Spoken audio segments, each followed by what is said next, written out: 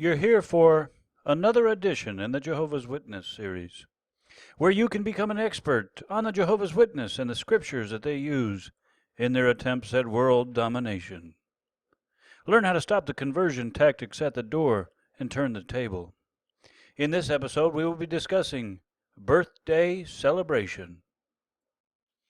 The rumor is that the Jehovah's Witness can be disfellowshipped for so much as sending a friend a birthday card.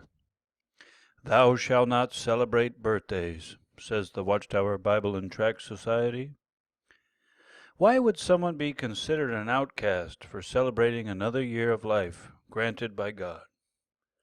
After nearly a decade of studying the Bible, logic, philosophy, learning from the top thinkers from around the world on the subject of religion and particularly Christianity, today I'd like to share my thoughts with you on birthdays.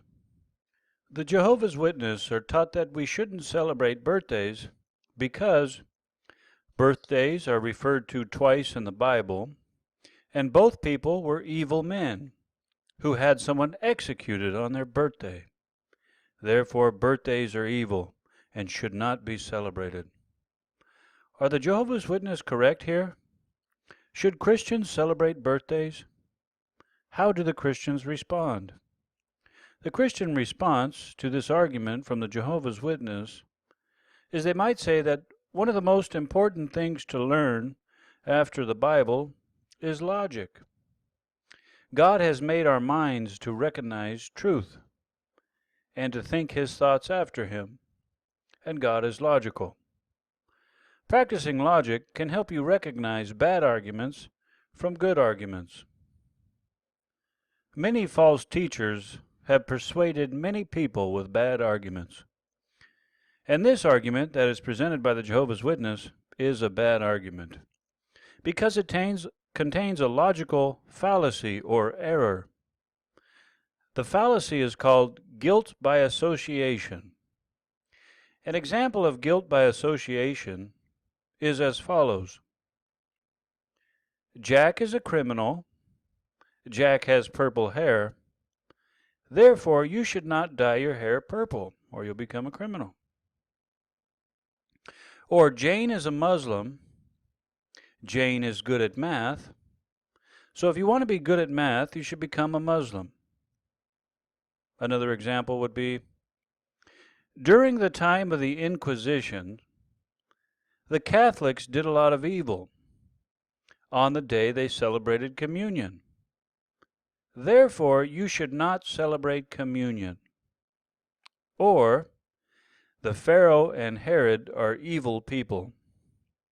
The Pharaoh and Herod did evil things on their birthday. Therefore, you shouldn't celebrate your birthday.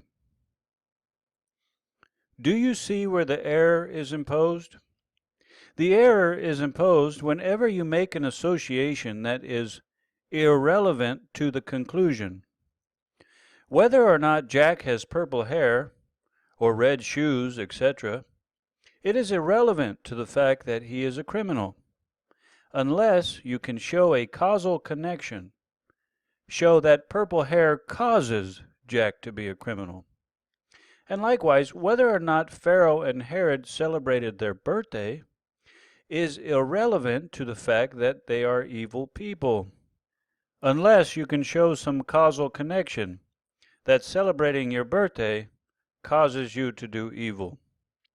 Since the Jehovah's Witness argument is fallacious, it provides no warrant to conclude that people should not celebrate birthdays. Nowhere in the Bible does it say not to celebrate your birthday.